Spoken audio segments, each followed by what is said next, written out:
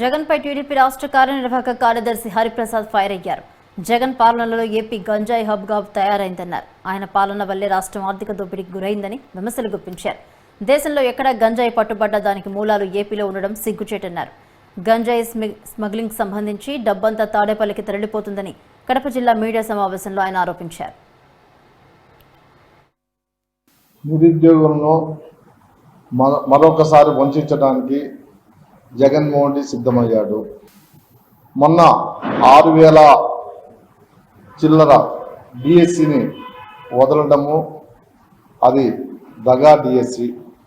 ఎందుకంటే కేంద్ర ప్రభుత్వం దాదాపు 50,886 పోస్టులు ఖాళీగా ఉన్నాయని చెప్పి సర్వే చేస్తే ఈయన 6,000 పోస్టులకు నిరుద్యోగులను వంచడానికి మోసం చేయడానికి మాత్రమే ఈ డిఎస్సిని వదలడం జరిగింది.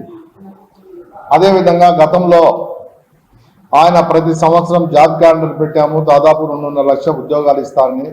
ఒక 4 సంవత్సరాల 8 నెలలైనా ఒక ఉద్యోగం కూడా ఇంతవరకు ఇవ్వలేదు. అదేవిధంగా బొత్స సత్యనారాయణ ఏం మాట్లాడతానో ఆయనకు తెలియదు.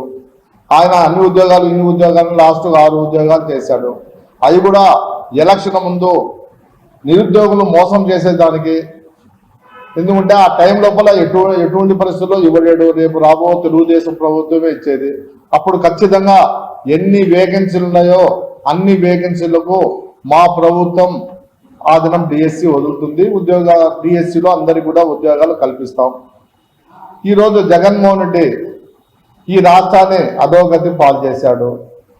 ఒక పక్క ఈయన అభివృద్ధి చేయకపోగా బంగ్లాకు రాష్ట్రమంతా పోలీసు వాళ్ళైతేనేమి నిరుద్యోగులైతేనేమి అందరూ కూడా బంగ్లాకు ఆంధ్రప్రదేశ్గా మార్చాడు.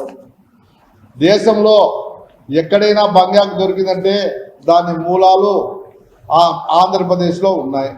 కాబట్టి ఇంత నిరుద్యోగులను అన్యాయం చేసి వాళ్ళకు బ్రతుకు తెరువు లేకుండా వాడు ఒక పక్క వలసపోతూ ఒక పక్క బంగ్లాకు అలవాటు పడి ఈ రాష్ట్రాన్ని నిరుద్యోగులు సర్వనాశనం చేసిన